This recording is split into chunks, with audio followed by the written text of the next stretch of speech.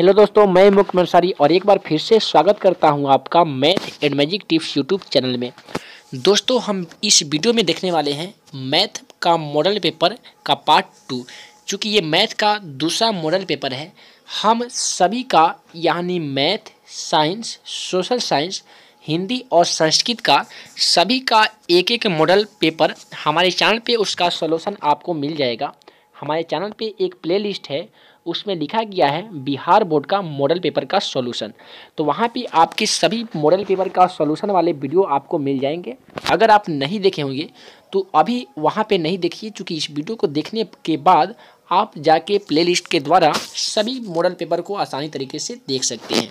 चूँकि आपको एग्ज़ाम में इसमें से काफ़ी इंपॉर्टेंट क्वेश्चन है सभी इसमें का, तो इसीलिए वीडियो को शुरू तक ज़रूर देखिएगा। आपसे रिक्वेस्ट है कि अभी तक हमारे चैनल को सब्सक्राइब नहीं किए हैं तो कर लीजिएगा, ताकि आगे आने वाली वीडियो आपसे ना छूटे। तो चलिए हम लोग बिना समय गए वीडियो को चालू करते हैं। और यहाँ पे आपको सबसे पहला कोशिश करना है कि जितने भी क्वेश्चन अगर आपको मालूम होगा तो सभी क्वेश्चन का जवाब पहले आप देने का कोशिश कीजिएगा। हालांकि मैं सभी क्वेश्चन का आंसर आपको दूंगा।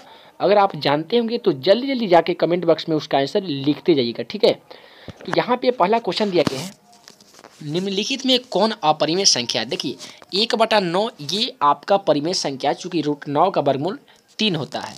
यहाँ पे देखिए तो √9/3 दिया गया है, √9 का वर्गमूल 3 हो जाएगा और 3 से 3 कट जाएगा। यहाँ पे 1/√5 आपका सही आंसर है, यही है आपका अपरिमेय संख्या। और √4/16 तो आपको सीधे पता चल रहा है कि यह है दोस्तों परिमेय संख्या। तो यानी यह आपका क्वेश्चन का आंसर नहीं होगा, ठीक है। तो यानी होगा आपका ऑप्शन सी, ठीक है। अगला क्वेश्चन हम लोग देखते हैं, दिया गया है यदि अल्फा इंटू बीटा बहुपद px = x² + x+1 के शून्यक हो तो 1/अल्फा + 1/बीटा का मान क्या होगा। देखिए यहाँ पे स्क्रीन रिकॉर्डर के द्वारा वीडियो बनाया जा रहा है, तो ये तो सभी क्वेश्चन को यहाँ पे सॉल्व करना संभव नहीं है, मगर मेरी बातों को ध्यानपूर्वक आप सुने, आप सॉल्व करना सीख जाएंगे। देखिए 1/अल्फा और 1/बीटा का मान ज्ञात करने के लिए आपको बोला गया है। तो यहाँ पे क्या करना है कि अगर अल्फा इंटू बीटा का आप अगर एलसीएम लेते हैं तो ऊपर आता है अल्फा प्लस बीटा, यानी ऊपर इस तरीके से आएगा ना, अल्फा प्लस बीटा आएगा और नीचे आएगा अल्फा इंटू बीटा। तो आसानी तरीके से क्या करना है, अल्फा प्लस बीटा का मान यहाँ पे जो फार्मूला होता है वो लिख देना है। फार्मूला होता है दोस्तों -b/a और अल्फा इंटू बीटा का फार्मूला होता है c/a। तो देखिए a से a हम काट देंगे तो हमारा बचेगा -b/a। चलिए ध्यान रखिएगा क्या बचा था, -b/a। तो देखिए ये समीकरण में यानी a का मान भी 1 है, अगर नहीं कुछ रहता है तो हम 1 मानते हैं, और b का मान भी 1 से दिया गया है यानी 1 है। तो देखिए फार्मूला का रहा है माइनस, तो हम लगाएंगे माइनस, b का मान 1 है और a का मान भी यहाँ पे देखिए 1 है, तो 1 से 1 कट जाएगा तो हमारा बचेगा -1। तो चलिए हम ऑप्शन में देखते हैं, -1 यहाँ पे आपका ऑप्शन ए में मौजूद था, तो यही होगा दोस्तों आपका क्वेश्चन का सही आंसर। चलिए हम लोग क्वेश्चन नंबर 3 को देख लेते हैं, जो काफ़ी इंपॉर्टेंट है और मैट्रिक एग्जाम में कई बार ये क्वेश्चन आ चुका है। क्वेश्चन नंबर 3 बोला गया है कि निम्नलिखित में किसका दशमलव प्रसार अशांत होगा। तो एक बात मैं आपको क्लियर कर दूं कि वैसे संख्याओं का दशमलव प्रसार अशांत होगा तो जो 2n × 5m नहीं होंगे। कहने का मतलब जितने भी आपको संख्या दे दिए जाएंगे, अगर उसके गुणनखंड में यानी जो ऊपर वाले होते हैं अंश, नीचे वाले होते हैं हर, तो जिसके भी हर के गुणनखंड में अगर 2 और 5 आ जाते हैं, अगर यह दोनों में से एक संख्या आती है, तो वह दोस्तों आपका हमेशा के लिए वह होगा आपका शांत, ठीक है। अगर 2, 5 नहीं आते हैं या अगर आते भी हैं, अगर दूसरे संख्या उसके साथ आते हैं, तो वह होगा दोस्तों आपका अशांत, ठीक है। आई होप आप समझ पा रहे होंगे, यानी 2 और 5 उसके आधार गुणनखंड में मिलेगा तो शांत, नहीं मिलेगा तो अशांत। देखिए 8 का गुणनखंड करें तो 2 दूनी 4 दूनी 8, यहाँ पे 2 मिल गया, ये शांत होगा, ठीक है। 25 को देखिए तो 5 × 25, यहाँ पे 5 मिल गया, हमको 2 और 5 मिलना चाहिए, तो ये भी शांत हो जाएगा। 5 को देखिए तो 5 मिल रहा है, शांत हो जाएगा। लेकिन 12 को देखिए तो 12 को करिएगा 2 दूनी 4 और 4 × 3 = 12, तो यहाँ पे आपका 3 1 मिल जाएगा, जो कि 3 आपका अशांत में होता है। यानी आपका जो सही आंसर है वह आपका ऑप्शन डी में आंसर है, ठीक है। क्वेश्चन नंबर 4 दिया गया कि π/2 कौन सी संख्या है। एक चीज़ तो आप मालूम होगा कि π/2 भी अपरिमेय संख्या है, π/4 भी अपरिमेय संख्या, अगर पाई भी पूछ देता है, ठीक है, अगर पाई भी पूछ देता है तो वो भी आपका हो जाएगा अपरिमेय संख्या। यानी पाई में अगर /4 रहे या 2 रहे या 3 रहे, ये जितने भी वर्ड अगर आएंगे पाई के बटा में तो वो सभी क्वेश्चन का आंसर आपका होगा अपरिमेय संख्या, यानी आपका जो सही आंसर है वह होगा ऑप्शन बी। ठीक है, क्वेश्चन नंबर हम लोग 5 को देख लेते हैं, जो काफ़ी इंपॉर्टेंट है। जो दिया गया है कि समांतर श्रेणी, ये आपका अर्थमेटिक प्रोग्रेशन एपी से दिया गया है कि समांतर श्रेणी 1,3, 5,3, 9/3 और 13/3 डॉट डॉट का सारो अंतर क्या होगा। देखिए सारो अंतर ज्ञात करना बहुत ही आसान होता है। सारो अंतर यानी आपको डी ज्ञात करना होता है। फार्मूला दोस्तों आपको मालूम होना चाहिए कि A2 माइनस A1 होता है। देखिए A2 का मान यहाँ पे है, यहाँ पे ध्यान से देखिए, ये जो देखिए मैं फिर से आपको बता रहा हूँ कि यहाँ पे आपको D बराबर फार्मूला मिलेगा A2 माइनस A1। ठीक है, A2 माइनस A1, तो A2 का मान यहाँ पे हो जाएगा 3/5, तो हम लिख देंगे 3/5 और माइनस A1 का मान यहाँ पे दोस्तों है 1/3, तो हम लिख देंगे 1/3। अब आपको सिंपली सॉल्व कर देना है। तो देखिए 5 और सॉरी यहाँ पे मैं आपको गलती लिख दिया हूँ, ये 5/3 था, तो हम लिख देंगे 5/3 और माइनस A1 का मान है 1/3, तो हम भी लिख देंगे 1/3। देखिए 3 का एलसीएम 3 हो जाएगा, तो ऊपर हो जाएगा 5 माइनस 1। तो अगर 5 में से आप 1 घटा देते हैं, ठीक है, तो देखिए यहाँ पे 5 में से आप 1 घटाएंगे तो आपका बचेगा 4 और बटे 3। तो हम देख लेते हैं ऑप्शन में कि 4/3 हमारा ऑप्शन में मौजूद है या नहीं। तो 4/3 आप देख पा रहे होंगे हमारा ऑप्शन बी में मौजूद है, यानी जो क्वेश्चन नंबर 5 का आंसर हो जाएगा वह होगा दोस्तों ऑप्शन बी। ठीक है, अगला क्वेश्चन दिया गया है जो काफ़ी इंपॉर्टेंट और काफ़ी इजी है कि सभी समबाहु त्रिभुज डॉट डॉट होते हैं। तो सभी समबाहु त्रिभुज दोस्तों समरूप होते हैं, ये आपको मालूम भी होगा। सर्वांशम और समरूप दोनों और इनमें से कोई नहीं, ये सभी आपका ऑप्शन गलती था। जो सही जवाब होगा वह होगा दोस्तों समरूप। ठीक है, उसके बाद में अगला क्वेश्चन हम लोग देख लेते हैं जो काफ़ी इंपॉर्टेंट है और ये भी आपके मैट्रिक के लॉन्ग क्वेश्चन से दिया गया है। ये सब्जेक्टिव क्वेश्चन है, हालांकि ये ऑब्जेक्टिव में दिया गया है, फिर भी मैं आपको बता रहा हूँ इसको बनाएंगे कैसे। देखिए यहाँ पे क्वेश्चन नंबर 7 दिया गया है कि किसी समबाहु त्रिभुज ABC में AD लंबी सी, मान लेते हैं अगर ये समबाहु त्रिभुज है, ठीक है, इसका अगर नाम रख लेते हैं A, इसका नाम रखते हैं अगर B और इसका नाम रखते हैं C।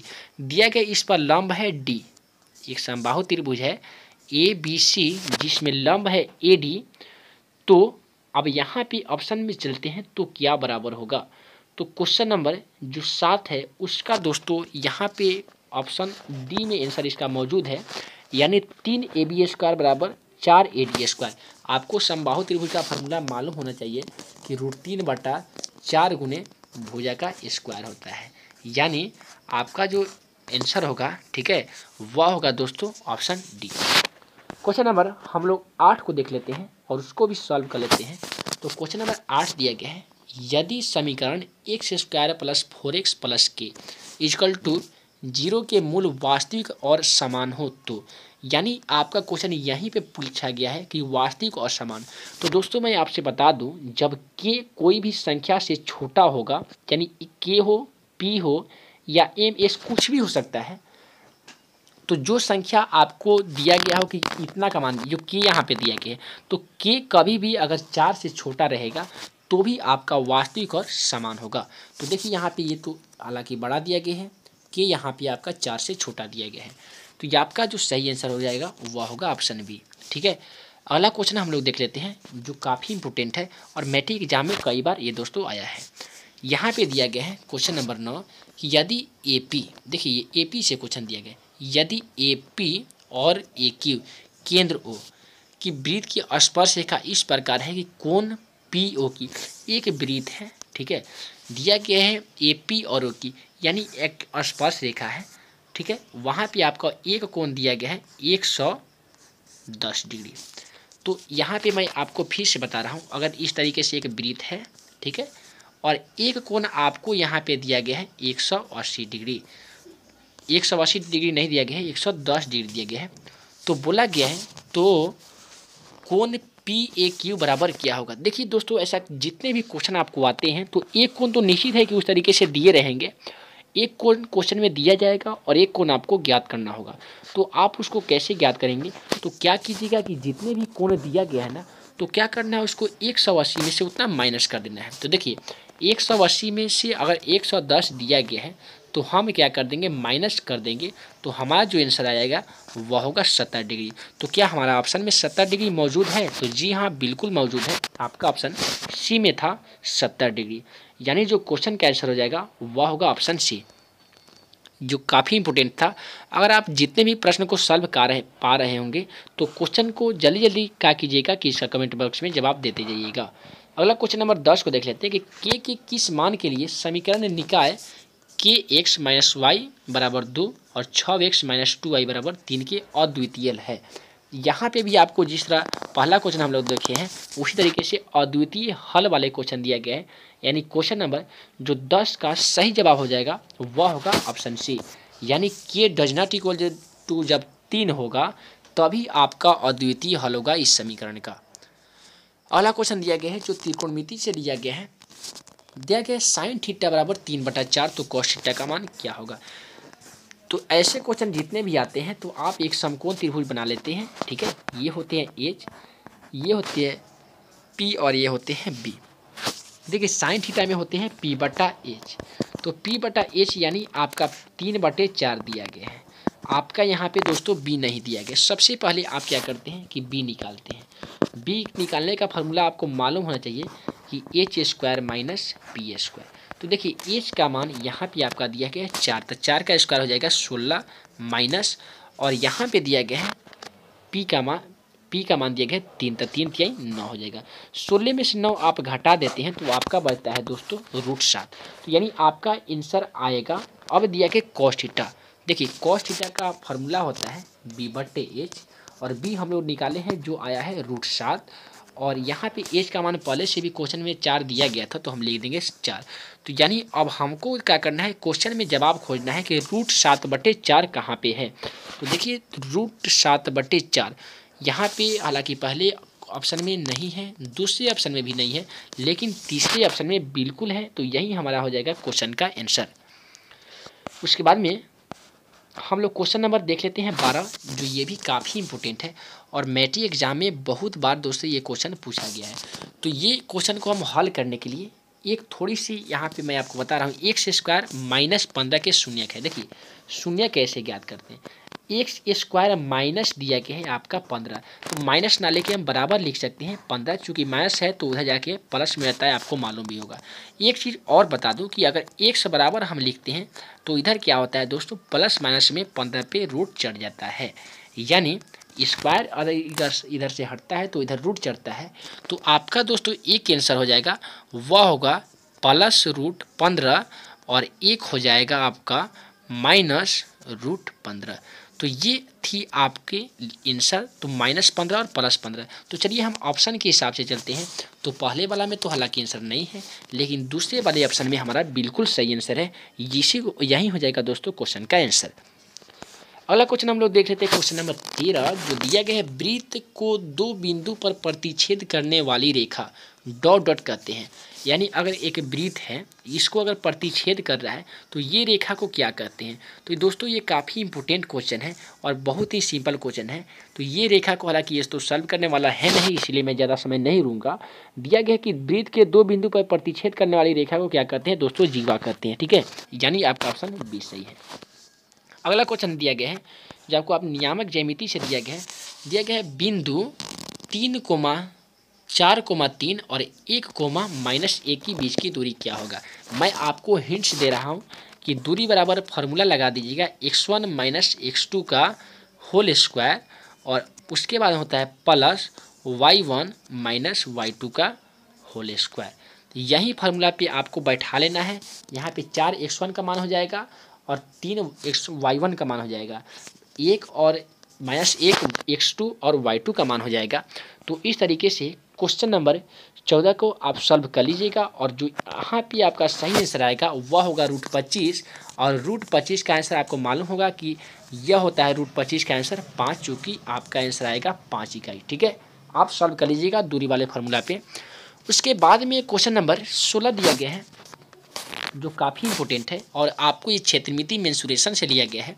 कि आधार की त्रिज्या 7 सेमी है, त्रिज्या की ऊंचाई 10 सेमी है। देखिए आधार की त्रिज्या 7 सेमी दिया गया है, तो आपको ध्यान में रखना होगा त्रिज्या का मतलब आर आपका 7 सेमी दे दिया गया है। फिर दिया गया है त्रिज्या की ऊंचाई, त्रिज्या की ऊंचाई को हम लोग कहते हैं एल, तो एल हमारा दे दिया गया है 10। तो फिर पूछा गया कि लंबवृत्तीय शंकु का वक्र पृष्ठ का क्षेत्रफल क्या होगा।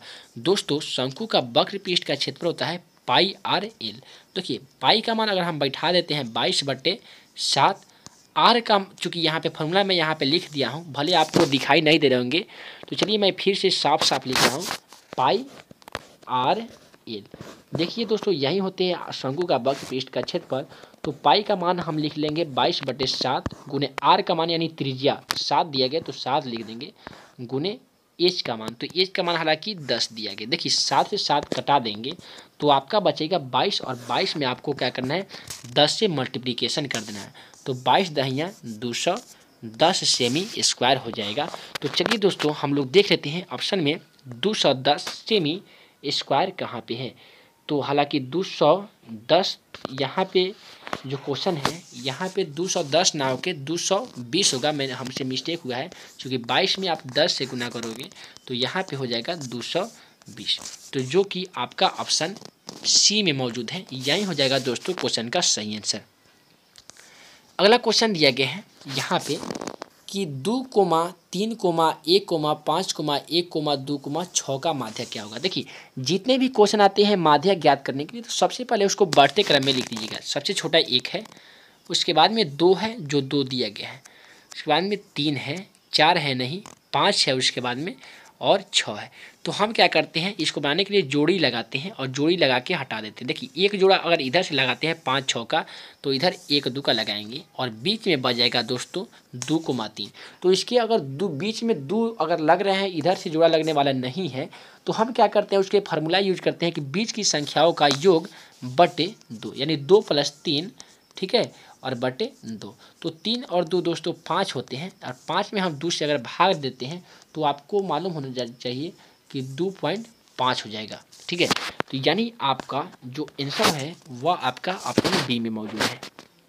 अगला क्वेश्चन दिया गया है कि आर त्रिज्या वाले अर्धगोले का आयतन क्या होगा। यह दोस्तों क्वेश्चन नंबर 17, यह आपका फॉर्मूला पूछा गया है कि आर त्रिज्या वाले अर्धगोले का आयतन क्या होगा। ये भी आपका सॉल्व करने वाली क्वेश्चन नहीं है, यहाँ पे मैं आपको सिंपली बता देता हूँ कि 2/3 पाई आर क्यू होता है आपका अर्धगोला का आयतन, ठीक है।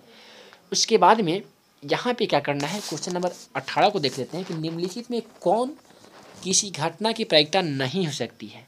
यानी आपको ऑप्शन 4 मिले हैं, इसमें से कौन ऐसी घटना है जिसकी प्रायिकता कभी नहीं हो सकती है।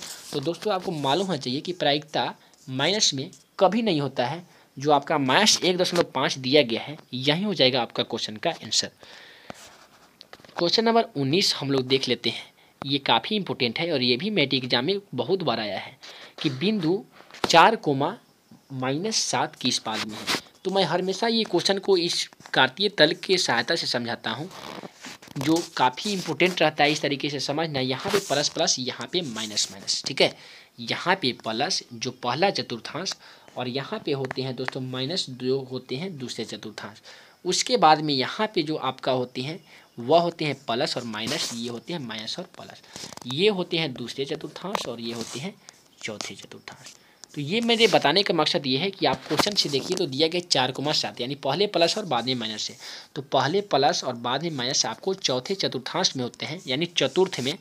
तो यहाँ पे आपको देखना है कि कौन पाद दिया गया है। यहाँ पे प्रथम पाद, द्वितीय पाद, तृतीय पाद और चतुर्थ पाद। तो हम लोग अभी चौथा चतुर्थांश यानी चतुर्थ पाद में हम लोग आंसर देख लिए हैं। तो यहाँ पे आपका जो क्वेश्चन का आंसर हो जाएगा वह होगा दोस्तों ऑप्शन डी, यानी चतुर्थ पाद, ठीक है। अगला क्वेश्चन नंबर यहाँ पे दिया गया, समांतर श्रेणी 10,7,4 डॉट डॉट का 20वां पद क्या होगा। यहाँ पे क्वेश्चन नंबर 20 जो काफ़ी इंपॉर्टेंट है, हालांकि आंसर इसका ऑप्शन में देख लेते हैं, पहले सॉल्व कर लेते हैं। देखिए यहाँ पे दिया गया समांतर श्रेणी 10,7, पहला पद तो ए का मान मालूम है कि 10 होगा, और हमको पहले उसके बाद में निकालना होता है डी। फार्मूला हम वही लगाते हैं जो पहले वाले क्वेश्चन में लगाए थे, A2 - A1। देखिए A2 का मान यहाँ पे 7 है, माइनस A1 का मान 10 है। तो 7 में से 10 आप घटाएंगे तो -5 बचेगा। ठीक है, तो हमारा डी का मान आ गया, ए का मान आ गया और एन का मान भी दिया गया है। तो हम क्या करते हैं कि 20वां पद पूछा है तो हम लिख देंगे ए प्लस 20 में से जस्ट ए कम कर देंगे और डी लिख देंगे। ठीक है, तो ए का मान दोस्तों यहाँ पे कितना था, 10 था, प्लस 19 गुने और डी का मान कितने आया था, तो ये -5। उसके बाद में क्वेश्चन नंबर 21 को देख लेते हैं। दो समूह त्रिभुज के मध्यिकाओं का अनुपात 4:9 है, तो इन त्रिभुज के क्षेत्रफलों का अनुपात क्या होगा। ऐसा जितने भी क्वेश्चन आते हैं आपको क्या करना है, केवल कर देना है उस क्वेश्चन का स्क्वायर, वही हो जाएगा क्वेश्चन का आंसर। देखिए 4 का स्क्वायर कितने होते हैं, तो आपको मालूम होना चाहिए कि 4 का स्क्वायर 4 चौका 16 होते हैं और 9 का स्क्वायर कितने होते हैं, तो वो होते हैं दोस्तों 9 का स्क्वायर 9 9 81, यानी आपका ऑप्शन डी में इसका आंसर मौजूद है। अगला क्वेश्चन दिया गया है कि A X square plus B X plus C बराबर 0 के मूल समान हो तो सी का मान क्या होगा। यहाँ पे आपको मालूम होना चाहिए कि बी स्क्वायर माइनस 4ac ये डी का मान होता है, तो आपका ये बी स्क्वायर और प्लस है तो बराबर ये हो जाएगा और इधर गुना में रहेगा तो भागा हो जाएगा 4ac, यानी आपका सही आंसर हो जाएगा वह हो जाएगा ऑप्शन बी। ठीक है, अगला क्वेश्चन दिया गया है कि वृत्त के उस त्रिज्याखंड का क्षेत्रफल ज्ञात करिए जिसका त्रिज्या 14 सेमी है और त्रिज्याखंड का कोण 90 डिग्री है। यहाँ पे आपका आर दे दिया गया है 14 सेमी और थीटा दे दिया गया है आपका 90 डिग्री। आप पाई स्क्वायर थीटा बटा 360 वाले फार्मूला पे बनाएंगे, हालांकि पाई का मान क्वेश्चन में बचने के लिए नहीं बोला गया है, तो इसीलिए आपका आंसर रहेगा 49 पाई। ठीक है, उसके बाद में अगला क्वेश्चन दिया गया है कि यदि किसी त्रिभुज ABC की यदि DE भुजा AB तथा AC को इस प्रकार प्रतिच्छेद करती है जहां AD बराबर DB और AE बटा EC, तो क्या चीज़ समानांतर होंगे, तो वो DE समानांतर BC होगा। उसके बाद में अगला क्वेश्चन दिया गया है द्विघात बहुपद 3x square minus 3x plus 1 के मूलों का योगफल क्या होगा। देखिए योगफल पूछा गया है और योगफल का फॉर्मूला होता है -b/a। देखिए b का मान प्लस ही माइनस है तो यहाँ पे प्लस हो जाएंगे और b का मान यहाँ पे 3 है और a का मान भी दोस्तों है 3, तो 3 से 3 कट जाएगा, एक मत, यानी आपका जो क्वेश्चन का आंसर आ जाएगा वह होगा एक ऑप्शन ए। दिया गया sine square 29 plus sine square 61 का मान क्या होगा, इसको ज्ञात करेंगे। साइन स्क्वायर 29 दिया गया है तो हम उसको क्या कर देंगे, साइन स्क्वायर इंटू 90 माइनस 29, इसको मन में घटाना है। ठीक है, 90 में से 29 घटाएंगे तो आपका बचेगा 61 और जो यहाँ पे बचा है प्लस साइन स्क्वायर 61 उसको हम सेम टू सेम लिख देंगे साइन स्क्वायर 61। उसके बाद में देखिए इस जो साइन स्क्वायर देख पा रहे हैं यह हो जाएगा दोस्तों कॉस स्क्वायर 61 और यहाँ पे बचा है साइन स्क्वायर 61। आपको मालूम चलना चाहिए कि sine square theta plus cos square theta बराबर क्या होते हैं, तो आपको मालूम होगा कि साइन स्क्वायर थीटा बराबर कॉस स्क्वायर थीटा बराबर 1 होता है, तो इस क्वेश्चन का आंसर हो जाएगा 1। अगला क्वेश्चन दिया गया है कि बिंदु -7,4 और -3,2 को मिलाने वाली रेखा का मध्य बिंदु क्या होगा। देखिए दोस्तों इस क्वेश्चन को आप नीचे मैं फार्मूला लिख देता हूँ, x1 प्लस x2 और एक होते हैं y1 प्लस y2, तो इस फार्मूला पे आप क्या कीजिएगा, बना लीजिएगा, तो इसका जो क्वेश्चन आ जाएगा उसका आंसर होगा वह होगा ऑप्शन बी, यानी -5,3। अगला क्वेश्चन दिया गया है कि यदि त्रिभुज ABC समरूप त्रिभुज DEF बराबर कोण A बराबर 57 डिग्री है और एक कोण है 63 डिग्री, तो दूसरा कोण बहुत सिंपल है, इसका हो जाएगा दोस्तों आपका ये 60 डिग्री। देखिए दो कोण देता है तो आपको दोनों कोण को ऐड कर लेना है और देखना है कि 180 डिग्री पुराने में कितना बच रहा है, यानी दोनों कोण जोड़ लेना है और 180 में से घटा देना है, तो जो आपका आंसर आ जाएगा वही होगा आपका ऑप्शन में, वही मौजूद जरूर होगा। यानी आप 57 और 63 को जोड़ लेंगे तो आपको जितना आएगा उतना में से अगर आप 180 में से उतना को घटा लेते हैं तो आपका बचेगा 60, यानी आपका आंसर हो जाएगा 60। अगला क्वेश्चन है कि 1 + tan A plus 1 + sec A, कोष्ट में दिया गया 1 + cos A और cosec A बराबर क्या होगा। दोस्तों उसके बराबर होगा 2। इसका सॉल्यूशन चाहते हैं तो हमारे चैनल पे ऑलरेडी इस पर वीडियो बना है, जाके त्रिकोणमिति वाले वीडियो को देख सकते हैं। अगला क्वेश्चन दिया गया कि उस बिंदु की y अक्ष की दूरी उस बिंदु की क्या कहलाती है। कोई अगर बिंदु है अगर y अक्ष से है तो उसकी दूरी y अक्ष से उस बिंदु की क्या कहलाएगी, तो दोस्तों y अक्ष से उस बिंदु की दूरी कहलाएगी दोस्तों एक निर्देशांक। ठीक है, उसके बाद में दिया गया है, हालांकि इसका आंसर हमें भी कन्फर्म अभी नहीं आ रहा है, अगर आपको मालूम होगा तो जल्दी से कमेंट बॉक्स में इसका सही आंसर कमेंट कर सकते हैं। अगला क्वेश्चन दिया गया है कि बिंदु -4, -4, 1, 2 को मिलाने वाला रेखाखंड को y अक्ष के किस अनुपात में बांटती है। दोस्तों इसका आंसर हो जाएगा 4:1। अगला क्वेश्चन दिया गया कि tan a का व्युत्क्रम क्या है। देखिए व्युत्क्रम का मतलब होता है बटा, tan a यानी 1/tan a का व्युत्क्रम क्या होगा। तो दोस्तों 1/tan a बराबर मालूम होना चाहिए, वह होता है दोस्तों cot a। तो देखिए cot a मालूम यानी चल रहा होगा कि यहाँ पे आपका ऑप्शन सी में मौजूद था, तो सही जवाब हो जाएगा cot a। ठीक है। अगला क्वेश्चन दिया गया है कि निम्नलिखित में कौन केंद्रीय प्रवृत्ति की माप नहीं है। यानी आपका इसमें 4 ऑप्शन दिया गया है, माध्य, बहुलक, माध्यिका और परिसर। तो जो परिसर दिया गया है यही आपका केंद्रीय बहुलक का माप नहीं होता है। अगला क्वेश्चन दिया गया है कि आधार की त्रिज्या 8 सेमी और ऊंचाई दिया गया है 2 सेमी वाले बेलन को पिघलाकर एक 6 सेमी त्रिज्या वाला शंकु बनाया गया है। तो शंकु की आधार की त्रिज्या क्या होगी, यानी आपका आर पूछा गया है। तो यहाँ पे आपको एच भी दिया गया है, आर भी दिया गया है और 6 सेमी ऊंचाई वाला शंकु बनाया जा रहा है, वहाँ पे एच बराबर 6 सेमी दिया गया है। आपको ज्ञात कर देना है आर, और ज्ञात करेंगे तो इसका आंसर आ जाएगा 8। ठीक है। अगला क्वेश्चन दिया गया कि 12 सेक स्क्वायर ए माइनस 12 कॉट स्क्वायर ए बराबर क्या होगा। क्वेश्चन नंबर 36 काफ़ी इम्पोर्टेंट है, हालांकि ये क्वेश्चन हो सके तो आपके एग्जाम में आ सकते हैं। तो देखिए कॉट और कॉसेक तो हालांकि कट जाएंगे, तो बच जाएंगे आपका आंसर 12। इसको सॉल्व करके आप आंसर देख सकते हैं। उसके बाद में अगला क्वेश्चन दिया गया है कि एक निश्चित घटना की प्रायिकता क्या होगी। अगर कोई घटना है जो घटित होने वाली है उसकी प्रायिकता क्या होगी, तो आपको आंसर मालूम चलना चाहिए कि उसका आंसर 1 होगा, चूँकि आपको मालूम होगा कि किसी घटना की प्रायिकता 1 से ज़्यादा नहीं हो सकती है।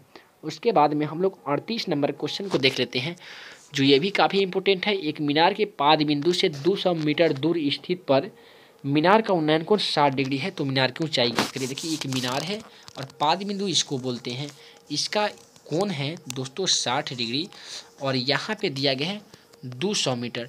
आप क्या कीजिएगा tan 60 से p/b कर दीजिएगा, यानी p का मान 200 बट्टा कर दीजिएगा। आप tan 60 का मान √3 होते हैं, क्रॉस मल्टीप्लीकेशन कर देंगे तो आपका दोस्तों आ जाएगा 200 में √3 से गुना करेंगे तो 200 √3, जो आपका ऑप्शन बी में मौजूद है। अगला क्वेश्चन हम लोग देख लेते हैं कि यदि एक बिंदु P से केंद्र वाले किसी वृत्त पर PA PB स्पर्श रेखा परस्पर 80 डिग्री के कोण पर झुकी हो तो कोण POA बराबर क्या होगा। यहाँ पे दोस्तों 80 डिग्री के कोण पे झुकने वाली बात है। ये क्वेश्चन नंबर 39 का जो सही जवाब होगा वह होगा दोस्तों ऑप्शन डी, यानी 50 डिग्री होगा। इसको आप सॉल्व कर लीजिएगा, इसका भी सॉल्यूशन हमारे चैनल पे अपलोड है। ठीक है। उसके बाद में दिया गया tan 9 degree tan 81 degree into tan 60 degree बराबर क्या होगा। tan 9 और tan 81 को आपको इस तरह से तोड़ना है, जो फार्मूला होते हैं tan इंटू 90 माइनस थीटा बराबर cot थीटा। ये फार्मूला पे आप तोड़ दीजिएगा और उसके बाद में tan 60 का मान बैठा देना है। तो tan 60 का मान हालांकि आपको मालूम भी होगा कि tan 60 का मान दोस्तों √3 होते हैं, तो आपका सही जवाब हो जाएगा ऑप्शन सी। ठीक है। अगला क्वेश्चन है कि निम्नलिखित में कौन द्विघात बहुपद है जिसके शून्यक 5 और निम्नलिखित में कौन द्विघात बहुपद है जिनके शून्यक 5 और -3 है। एक दिया गया है अल्फा प्लस बीटा का मान 5 और अल्फा इंटू बीटा का मान दिया गया है आपका 2, -3 दिया गया है। तो इसका जवाब होना चाहिए x² माइनस, ठीक है, 2x और -3। हालांकि यहाँ पे देखिए यहाँ पे 5 दिया गया है और यहाँ पे -3 दिया गया है। इसका ऑप्शन से इसका कोई भी ऐसा ऑप्शन नहीं है जो इसे मिलता जुलता हो। तो इसका क्वेश्चन नंबर जो 41 है, इसका जवाब आपका होना चाहिए इनमें से कोई नहीं, क्योंकि यहाँ पे देखिए -3 है और यहाँ पे 15 आ रहा है, तो 15 का बात तो हालांकि इसमें है ये नहीं, आपका आंसर हो जाएगा इनमें से कोई नहीं। क्वेश्चन नंबर हम लोग 42 को देख लेते हैं कि किसी वृत्त की जीवा की लंबाई वृत्त की त्रिज्या के बराबर हो तो जीवा के पर कितना डिग्री का कोण बनेगा। तो हमेशा जीवा पे 60 डिग्री का कोण बनता है, आपको मालूम होना चाहिए। आपका ऑप्शन ए में आंसर था। उसके बाद में अगला क्वेश्चन नंबर 43 है कि द्विघात बहुपद x² plus ax plus c का विविक्तर क्या होगा, यानी डी क्या होगा। कहीं विविक्तर प्रकृति, ये उसके बाद में विविक्तर विवेचक और प्रकृति। क्वेश्चन नंबर 43 में यही दिया गया है। अगर इस तरीके से जो भी कुछ पूछे जाते हैं तो आपका हमेशा के लिए डी पूछा जाता है। तो ये हो जाएंगे दोस्तों a² - 4ac। क्योंकि वहाँ पे अगर रहता ए एक्स स्क्वायर तो वहाँ पे बी स्क्वायर माइनस 4ac होता है, लेकिन यहाँ पे दिया गया है बी एक्स स्क्वायर, इसीलिए आपका जवाब हो जाएगा ए एक्स स्क्वायर माइनस 4abc। अगला नंबर है क्वेश्चन नंबर 44 की समांतर श्रेणी 5, 8, 11 के प्रथम 24 पदों का योग क्या होगा। दोस्तों ये काफ़ी लॉन्ग क्वेश्चन आपका ऑब्जेक्टिव क्वेश्चन में दे दिया गया है। आप क्या कीजिएगा, एक फार्मूला आता है n/2 into 2a plus n-1 और गुने होते हैं d। इस फार्मूला पे आपको क्या करना है, हल कर लेना है। तो आप जैसे ही इस क्वेश्चन नंबर 44 को इस तरीके से हल करेंगे तो आपका आंसर आएगा 948। अगर हल करने के बाद आपका आंसर इतना आता है तो जल्दी से कमेंट बॉक्स में लिख दीजिएगा, ताकि अगले वीडियो में आपका नाम लिया जाए कि आप लोगों ने इसका सही जवाब दिया था। दिया गया यदि 3a बराबर 90 डिग्री, देखिए 3a बराबर जैसे 90 डिग्री दे दिया गया है, ठीक है, तो उसको हम क्या कर देंगे, a बराबर लिखेंगे 90 डिग्री। तो अब गुना में उधर था 3 तो इधर भागा में आ जाएगा, यानी आपका 30 मरते कट जाएगा। उसके बाद में थोड़ा सा आगे बढ़े तो दिया गया सेक ए, तो सेक ए की जगह पे हम बैठाएंगे 30 डिग्री। तो सेक 30 डिग्री का मान क्या होता है, तो वह होता है दोस्तों 2/√3, यानी 45 नंबर का जो सही जवाब है वह होगा डी। उसके बाद में अगला क्वेश्चन दिया गया है कि दो क्रमिक सम संख्याओं का महत्तम यानी एचसीएफ क्या होगा। तो अगर मान लेते हैं सम संख्या 2 है और 4 भी है, तो इसको हम निकालते हैं तो 2 दूनी 4 होता है ना, ये कट जाता है, तो आपका मौस हो जाता है 2। अगर आप चाहते होंगे कि हम 2 4 का ना निकाल कर अगर 10 12 का निकालते हैं, ठीक है, अगर 10 का निकालते हैं और यहाँ पे अगर मान लेते हैं 8 का निकालते हैं तो 8 एकम 8 हो जाएगा, फिर 2 और 2 चौका 8, यानी आप जितने भी मौसा निकाल ले आपका हर बार आंसर आ जाएगा वह होगा 2, जो आपका ऑप्शन ए में मौजूद है। उसके बाद में दिया गया sine square 48 degree minus cos square 42 degree. आप क्या कीजिएगा, ये साइन को तोड़ दें या कॉस को तोड़ दें। तो आप मान लेते हैं अगर साइन को तोड़ते हैं कि साइन इंटू 90 में से अगर 48 को घटा लेते हैं तो आपका बचता है 42, और फिर दिया गया है माइनस दिया गया है कॉस 42। तो यहाँ पे भी आपका बचेगा कॉस 42, ठीक है, और यहाँ पे भी बचेगा कॉस 42। इसे आप काट सकते हैं या घटा सकते हैं, तो प्रत्येक स्थिति में आपका जो आंसर आएगा वह होगा 0। उसके बाद में एक काफ़ी लॉन्ग क्वेश्चन दिया गया है, इस पर भी मैं ऑलरेडी वीडियो बना चुका हूँ कि यदि त्रिभुज एबीसी के शीर्ष का नियामक 2,3, 4,5 और 2,7 है तो त्रिभुज का क्षेत्रफल क्या होगा। दोस्तों काफ़ी ये इंपॉर्टेंट क्वेश्चन है, लॉन्ग क्वेश्चन है, हालांकि एक ऑब्जेक्टिव में नहीं देना चाहिए। ये फार्मूला मैं यहाँ पे लिखते जा रहा हूँ, इस फार्मूला के माध्यम से ही आप क्वेश्चन को बना सकते हैं। x1 into y2 minus y3, ठीक है, आप प्लस होते हैं x2, या मैं आपको यहाँ पे बता रहा हूँ क्योंकि लिखने में बहुत कठिनाई हो रही है, मैं फार्मूला बोल देता हूँ, आप याद कर लीजिएगा। 1/2 into x1 into y2 minus y3 plus x2 into y1 minus y2 plus y3 minus y2। यही होता है दोस्तों त्रिभुज का क्षेत्रफल, या इसको शॉर्टकट तरीके में हम याद कराते हैं अपने स्टूडेंट को 23, 31 और 12। इतने याद कर लिए तो ये क्वेश्चन को याद कर लेंगे। 23 का मतलब हो गया y2 y3 प्लस x2, फिर y3 y1 y1 y2, ठीक है। इस तरीके से क्वेश्चन को याद कर लीजिएगा, उस पर आप बैठा दीजिएगा और क्वेश्चन नंबर 48 को उस क्वेश्चन पे आप बना लेते हैं तो जो आपका सही आंसर आ जाएगा वह होगा आपका ऑप्शन सी में आंसर, जो 6वीं का आएगा, यानी आपका आ जाएगा 6वां आंसर। अलग ये दिया गया है कि कॉस थीटा गुना टेन थीटा बराबर क्या होगा। तो कॉस थीटा और गुने दिया गया है टेन थीटा, तो कॉस थीटा गुना टेन थीटा को आप बनाएंगे तो क्वेश्चन नंबर 49 जो दिया गया है इसका आंसर आ जाएगा बिल्कुल साइन थीटा। देखिए आएगा कैसे, तो दिया गया है कॉस थीटा, फिर गुना दिया गया टेन थीटा, तो टेन थीटा बराबर तो मालूम है कि साइन थीटा और बटे होते हैं कॉस थीटा। देखिए तो कॉस से कॉस कट जाएगा तो आपका बचेगा क्या चीज़, बचेगा साइन थीटा, तो इसीलिए आपका आंसर हो जाएगा साइन थीटा, जो आपका ऑप्शन ए में मौजूद था। उसके बाद में क्वेश्चन नंबर हम लोग 50 को देख लेते हैं, जो काफ़ी इंपोर्टेंट है, हालांकि ये भी बनाने वाली क्वेश्चन नहीं है। दिया गया यदि दो वृत्त एक दूसरे के अंतर स्पर्श करती है तो उभयनिष्ठ स्पर्श रेखा कितनी होगी। तो यह होगा दोस्तों आपका ए, ठीक है, उभयनिष्ठ यानी दोनों में, तो दोनों में आपका एक ही होगा। तो उसके बाद में हालांकि जितने लॉन्ग क्वेश्चन है इसका भी आंसर इस पीडीएफ में दिया गया है। तो अगर आप पीडीएफ प्राप्त करना चाहते हैं तो कम्युनिटी टैब पे इस मैथ एंड मैजिक टिप्स जो 2000 का अभी वाला का मैट्रिक का एक बनाया गया है आपका व्हाट्सएप ग्रुप, तो कम्युनिटी टैब पे उसका लिंक मिल जाएगा, वहाँ से जाके आप जल्दी से व्हाट्सएप ग्रुप से ज्वाइन हो जाइए, ताकि वहाँ पे आपको सभी मॉडल सेट मैं उसी ग्रुप में डालता रहता हूँ और इसका भी पीडीएफ मैं उस ग्रुप में डाल दूँगा। तो आप हमें उम्मीद है कि वीडियो पसंद आया होगा। पसंद आया होगा तो वीडियो को लाइक करें और अपने दोस्तों में शेयर करें। और अभी तक हमारे math and magic tips YouTube channel को सब्सक्राइब नहीं किए हैं तो ज़रूर सब्सक्राइब कर लीजिए, ताकि आगे आने वाली वीडियो आपसे ना छूटे। हम जल्दी मिलेंगे दोस्तों ऐसे ही नए नए वीवीआई प्रश्न के साथ। तब तक के लिए धन्यवाद।